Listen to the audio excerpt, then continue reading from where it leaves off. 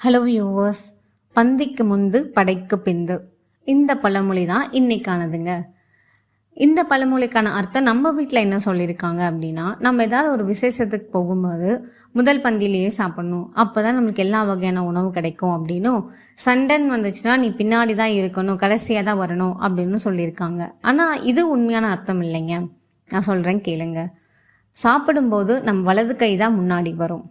அதே போல் போருக்கு சென்று போர் புரியும் போது நம்ம இடது கையில் வில்லை எடுத்து அதை வலது கையால் பின்னோக்கி இழுத்து முன்னாடி விடுறப்பதான் அந்த அம்பு வேகமாக முன்னோக்கி சென்று எதிரிகளை அழிக்கும். அந்த 2 விஷயத்த சொல்றதுக்காக தான் பந்திக்கு முந்து படைக்கு பிந்து என்று நம்ம முன்னோர்கள் பழமொழியை சொல்லியிருக்காங்க. இதுதாங்க இதோட உண்மையான அர்த்தம். இதே மாதிரி உங்களுக்கு வேற ஏதாவது பழமொழிக்கு அர்த்தம் வேணும்னு நினைச்சீங்கன்னா கமெண்ட்ல சொல்லுங்க. தேங்க்யூ.